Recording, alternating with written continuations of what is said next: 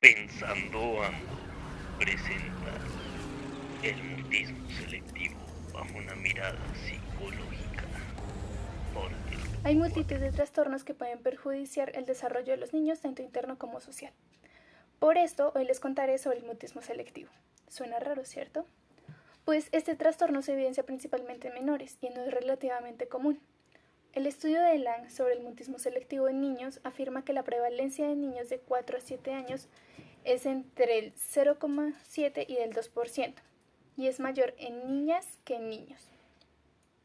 Por otra parte, Robles nos afirma que desde los 2 años más o menos y los 4 años se desarrolla este trastorno, y el APA lo confirma con un inicio de antes de los 5 años, por lo que no se da un diagnóstico hasta que no se evidencia que hay problemas en la socialización y verbalización del menor, en la educación primaria obligatoria.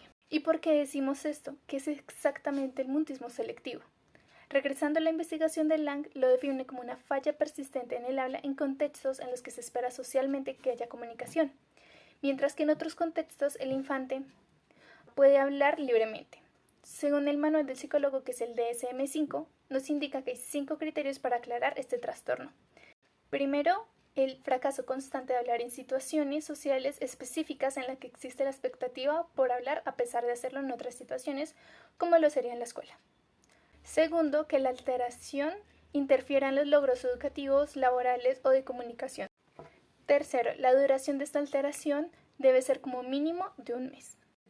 Cuarto, el fracaso de hablar no se puede atribuir a una falta de conocimiento o a la comodidad del lenguaje hablado necesario en la situación social. Y quinto, la alteración no se explica mejor por un trastorno de comunicación como lo sería la tartamudez, y no se produce exclusivamente durante el curso de un trastorno como sería el espectro autista, la esquizofrenia o otro trastorno psicótico. Ya teniendo en cuenta que es el mutismo selectivo, pasaremos a los casos.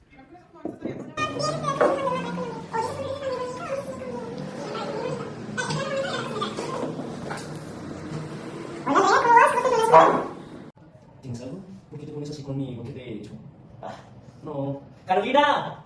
¡Otra vez, En este Carolina! caso podemos observar cómo la niña logra mantener una conversación con su madre, sin embargo se le es difícil poder empezar siquiera una conversación con su padre. Según el Manual de Salud Infantil y Adolescente, es importante recolectar información desde varias perspectivas para una correcta evaluación diagnóstica. Esto se realizará a través de entrevistas de diagnóstico y cuestionarios que pueden ser completados por los padres, docentes, cuidadores y o profesionales que estén inmersos en el contexto del niño. Aparte de esto, para el tratamiento es importante conceptualizar 3 grupos de factores: los de vulnerabilidad, en los cuales se incluirían los aspectos o antecedentes biológicos del niño o los familiares, el temperamento, niveles de ansiedad, entre otras situaciones que pueda tener el niño. El segundo, los factores desencadenantes, transiciones o cambios abruptos en los contextos del niño. Y el tercero, los factores mantenedores, en los cuales se incluirían las conductas y relaciones que tenga el niño en su contexto.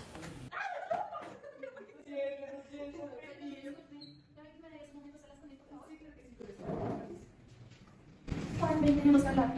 Necesito que participes más en clase. Y varios profesores han recomendado lo mismo. Tranquilo, que estás en confianza en él. ¿Podrías decirme qué es lo que pasa? Juan, tranquilo, tómate tu tiempo. Vamos a escuchar todo lo que digas. Como lo vimos evidenciado en el caso anterior, se debe hacer un registro de las conductas que desarrolla el niño dentro del aula, donde se tiene que evaluar el uso del lenguaje, los niveles de socialización que tiene frente a sus compañeros y la maestra, ya que evidenciamos el mutismo selectivo con respecto a la autoridad.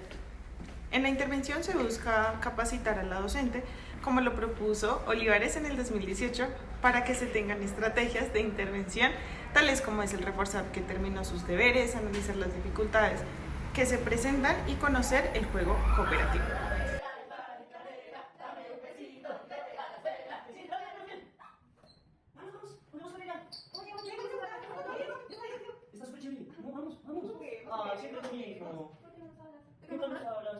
Como se puede observar en el video, el menor tiene problemas para poder comunicarse con sus compañeros de clase.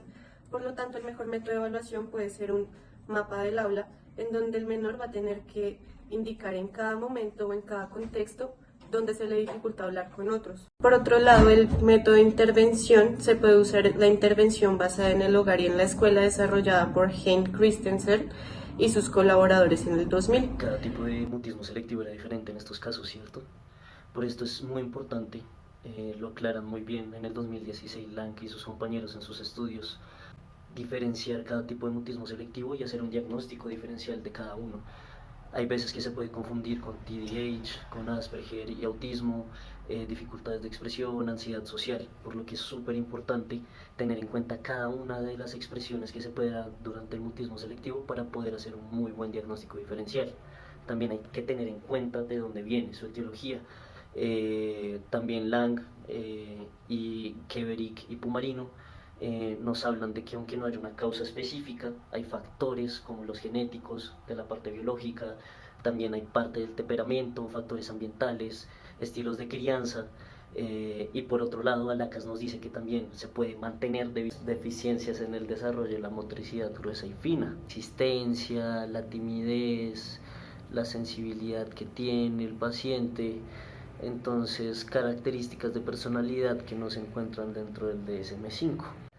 Y para el mismo diagnóstico diferencial es importante tener en cuenta la sintomatología, ya como habíamos visto está la del DSM-5, pero también nos habla Orbeck, por ejemplo, de otros tipos de síntomas que puede tener el paciente y no necesariamente estén dentro del DSM-5 de nuestro manual, como el temor, la ansiedad, la resistencia, la timidez, la sensibilidad que tiene el paciente.